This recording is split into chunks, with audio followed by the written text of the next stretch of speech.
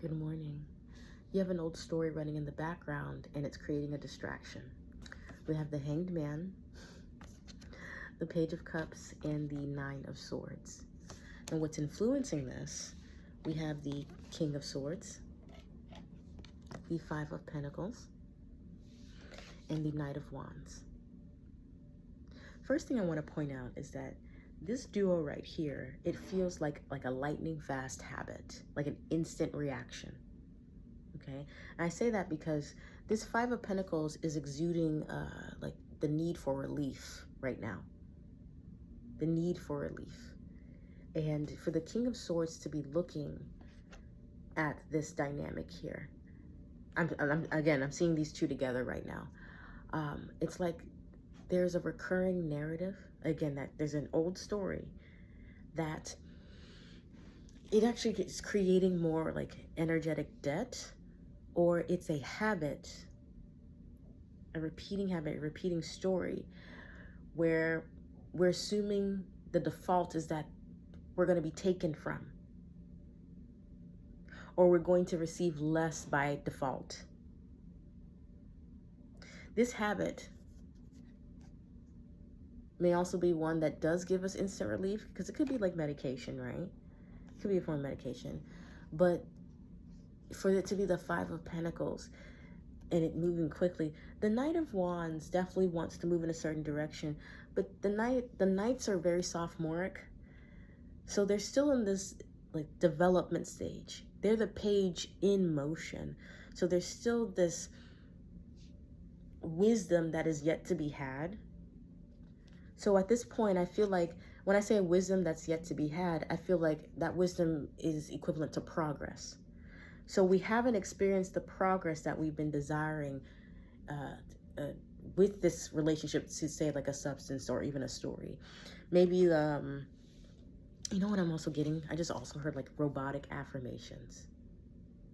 There's something that like keeps you stuck in some sort of loop here. And it's easy to see the loop now with the 12 because I'm seeing like the clock.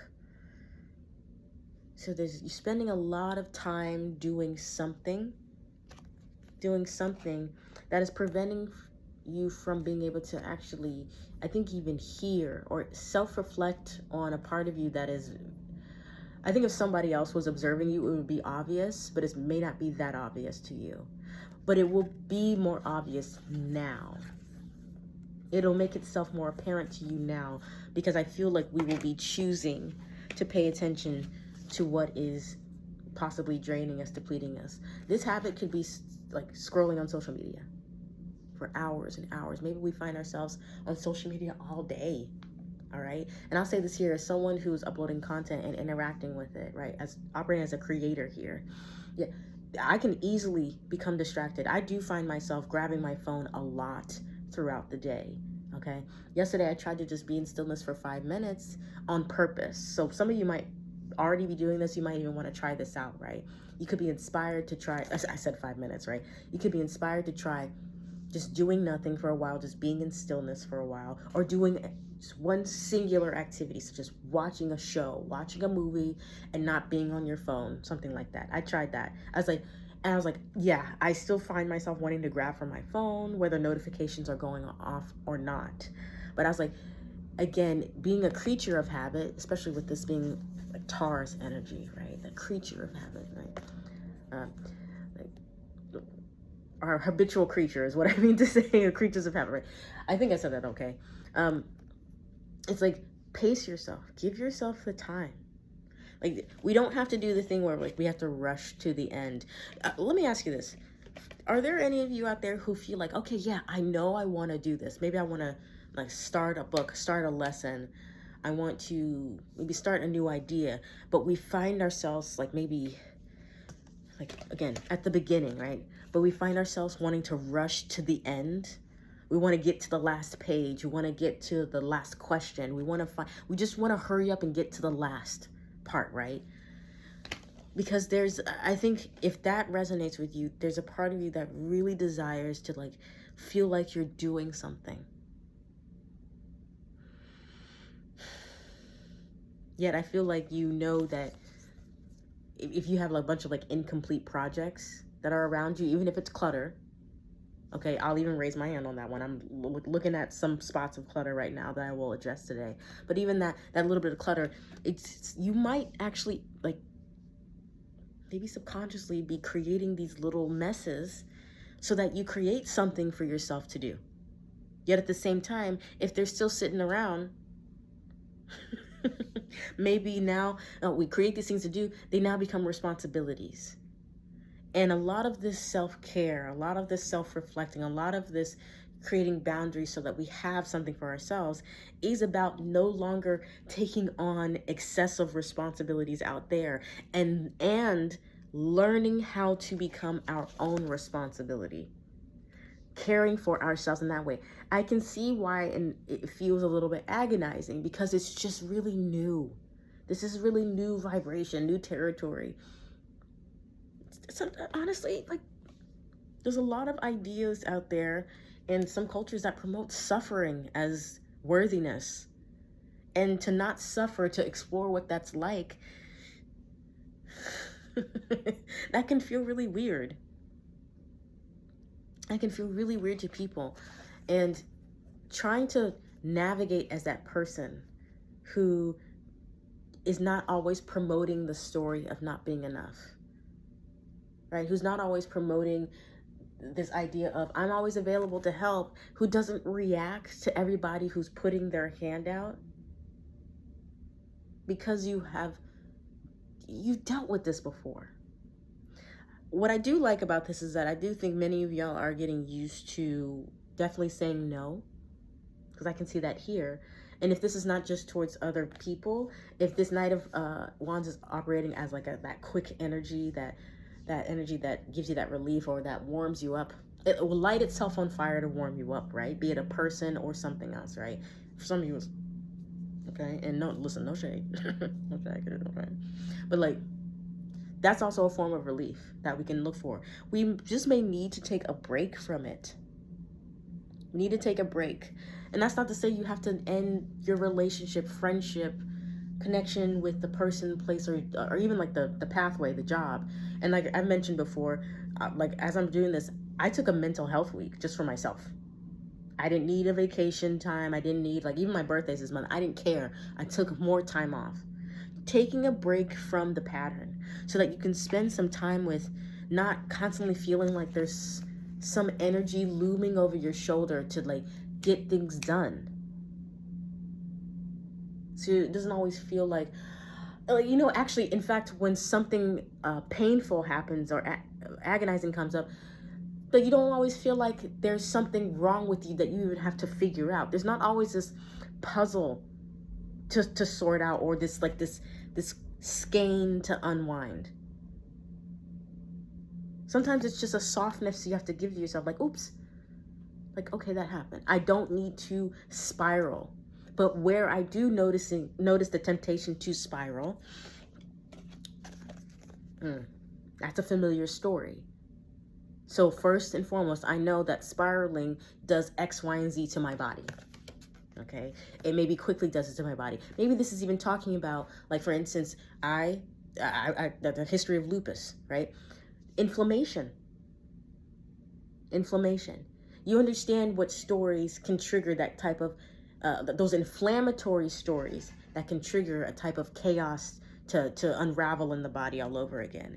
And let's say this here, if we are experiencing inflammation, if we're experiencing flares, if we find that we are needing to interact with medicine more, we're needing to prepare for or do testing, again, like specimen collection, if we need to prepare for a procedure, if it feels like there's a lot of energy that's being drawn out of us, such as blood or maybe some other substance, right now, we definitely cannot make ourselves available to, like, we're not really in the position to be assisting others right now.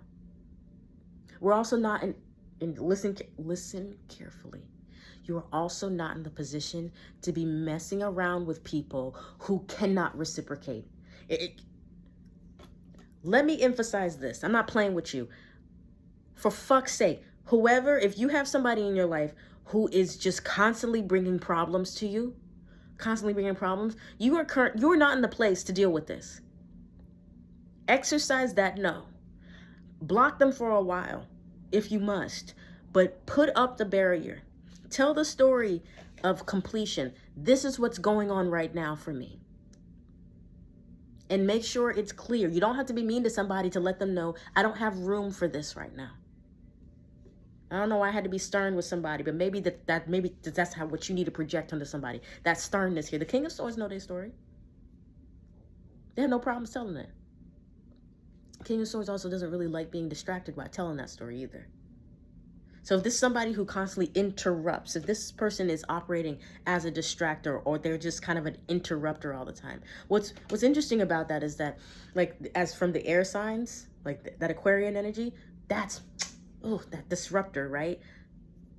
But that means that I feel like if that air and like wherever Aquarius is resonating in your chart, maybe that's important for me bringing up that zodiac sign, and Taurus as well. I mentioned those two, but I feel like you're in a place now to where you have a much better handle on what it means to be a disruptor in your environment, what it means to engage with change. You being in this place of maybe being depleted or trying to sort things out, or just feeling like, okay, whenever this problem comes up or this story comes up, even if you're swiping through content, my body has a certain reaction. That's telling me that's not for me. Maybe that's what's happening, right? Because if my mind is working and my body is working, right? Or if I'm trying to make sure I'm working with the environment to make sure it's in harmony with it, coordinating with it, using the resources such as the clinics, the medical professionals out there, taking advice from guiding forces who have experience, instead of just fiending for validation from people around me. No. I'm actually taking care of myself. You have no choice. I'm going to say this here. You have no choice but to see what tries to pull you away from that restfulness, from that stillness. You have no choice but to see that shit. So whatever this is, be it a food, a type of drink, a type of a drug, a type content, even genres of music, okay? Anything that you realize is making you reactivate this, hold it in that space. And you can hold it gently. Hold it in that space. You are more than capable of sitting with that energy. Some of you will also have to sit with the energy of realizing, like I mentioned before, that you have to put on a certain connection right now. For a lot of you, this is work. This is work. That overtime, that's going crazy. A lot of you are putting in way more work and you're not getting the money back. You're getting these forms of IOUs. Oh, thank you. Meanwhile, you understand now too. I think detachment, look, there it is. For some of y'all, this is about you being much better at telling that complete story. That's detachment, because it's like, yeah, okay. So if you're gonna try to make a habit out of getting me to overwork or to do something like to be overly laborious, going back into that space of overgiving meaning love, overgiving meaning visibility and acceptance, if that, you see it now. So for some of you, this is about,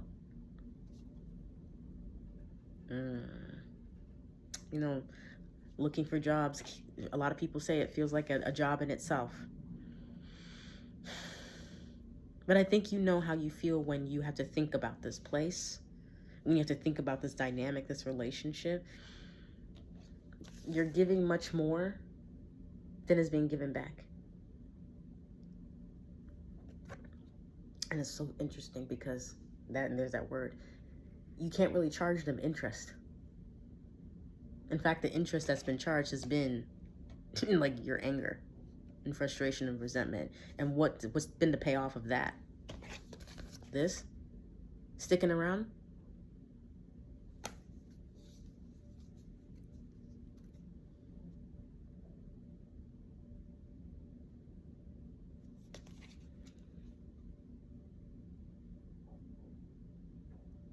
Somebody works in fast food. And we may have some concerns when it comes to boundaries. okay? If you're not feeling comfortable in that space, do not hesitate to remove yourself there. I immediately heard that. There's something with fast food, okay? Also, it just going on with like fast food or something that we can easily consume, again, going back to that. If we have like a relationship with fast food, if that's how we're surviving right now, here's what I would advise. If you can find something that's an alternative on the menu, something that might even be slightly better, okay? Some of you might be going from like a Coke to a Diet Coke. I don't care. It's about making a slightly different decision for your health, because if you're in the mindset of doing it for your health, that's going to be a habit that's going to pick up here. Because I feel like if you're going to start doing that, it's because something's already been flagged. Maybe there's been some internal markers that have already been flagged. And, you know, taking those baby steps to just start thinking differently is the point right now, okay? But also that's a form of, you know, practicing safety. It's like, you know what, I'm going to protect you. I'm going to do this for you, because we want to live instead of just surviving all the time. So it's about making different choices. And again, if what you can afford right now is what's available to you, it's about working with, again, what's there already. Working with what's there already. You don't have to spend more money than's currently available. You don't have to put yourself in debt to prove anything. No. This is about changing the mind, for sure. Giving yourself more breathing room, giving yourself more energy, giving yourself the room to even make a different decision, instead of just reacting or just immediately seeking relief in the old way that has contributed to this position right now of needing this very like intense examination. Okay, so I'm going to end the reading here. I intend that it was helpful. I intend that you also felt seen or visible in any capacity. As always, feel free to leave your feedback and your comments. I read them all. And I mean, I'm not worried about you. I'm also, I mean, if I, for some reason was, I would share that. But if this is about fear of the silence, acknowledge that it's scary. You can start there. Acknowledge that it's scary. And then pace yourself into a relationship with stillness, you know, befriend it. For some of you, it's like romancing it, but it's like, just, you know, let it be an amicable relationship that starts building here. Because you deserve, if we talk about deserving here, you deserve that type of space in those seasons of your life where you got to take a step back and let yourself be a little lost. Right? Let yourself be in the middle, in the interim. Be the question mark for a moment, and it be safe, because that certainty will come. Or, again, where you already know you're certain, let yourself move with that certainty. Even when people try to challenge that, to try to, you know, as I say, rob the bank, right? Or try to create these cuts so that you're now bleeding resources to them, including time. So, as always, I'm always proud of what I'm seeing. I mean, really, you've been holding the fort down. You've been holding the fort down. And I feel like I like to see that there's less and less fighting that's going on here. But you've been holding it down. You've literally been carrying the Hanged Man energy between decks. This is like, what, the 4th or 5th deck? You've been carrying it between these decks. You're all right. Okay, continue to hold down the fort. Continue to stand your ground when it comes to repairing and building yourself. And know that when it's time, you will be inspired to spread your wings. Okay? So with that being said, as always, please do your best to keep the faith. I love you very much. I appreciate you. And I look forward to reading and channeling for you next time. Until then, bye-bye.